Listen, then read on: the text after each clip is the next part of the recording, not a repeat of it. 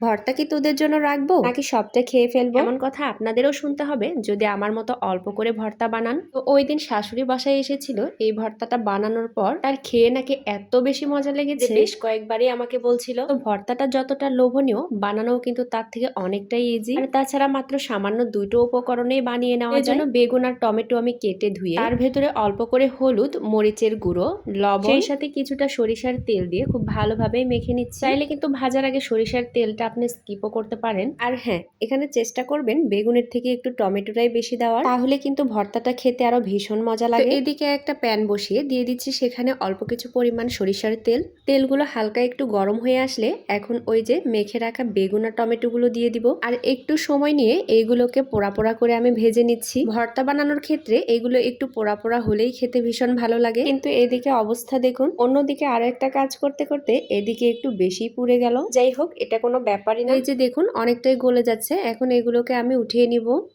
এখন ওই প্যানের ভেতরেই সামান্য পরিমাণ তেল দিয়ে কিছুটা পেঁয়াজ কুচি আর রসুন দিয়ে লাল লাল করে ভেজে উঠিয়েই নিব। এদিকে দেখুন সবকিছুই কিন্তু আমার ভর্তার জন্য একদমই রেডি। এখন শুধুমাত্র স্বাদ অনুযায়ী শুকনা মরিচ, লবণ দিয়ে সুন্দর করে গুঁড়ো করে নিয়ে তার সাথে ভেজে নেওয়া পেঁয়াজ, রসুন আর কাঁচা পেঁয়াজগুলো দিয়ে আবারও মেখে নিচ্ছি। আর তার সাথে দিয়ে দিচ্ছি সরিষার তেল। যদিও অনেকের কাছে ভর্তা বানানোটা একটু ঝামেলাই মনে হয়, তবে অধিকাংশ মানুষেরই কিন্তু ভর্তা ভাত ভীষণ প্রিয়, তার মধ্যে অবশ্য আমিও একজন। কিন্তু বিশ্বাস করেন, আত্মার তৃপ্তি করে ভাত খেতে হলে একটু বেশি যদি কষ্টও করতে হয় তাতে আমার কোনো আপত্তি নেই। যাই হোক, দেখুন এই পেঁয়াজ মরিচের ভর্তাটাই কতটা লোভনীয় লাগছে। এখন ভেজে নেওয়া বেগুন আর টমেটো এই পেঁয়াজ মরিচের ভর্তার সাথে একদম কষলে কষলে সুন্দর করে মেখে নিচ্ছি। এই তো কথা বলতে বলতে আমার এই লোভনীয় ভর্তাটা একদমই রেডি। যারা ভর্তা লাভার আছেন তারা কিন্তু বাসায় একবার হলেও এই ভর্তাটা ট্রাই করে দেখতে পারেন। আশা করি সবারই ভীষণ ভালোই লাগবে। আর হ্যাঁ, এই সিম্পল ভর্তার রেসিপিটা কেমন লাগলো অবশ্যই জানাবেন।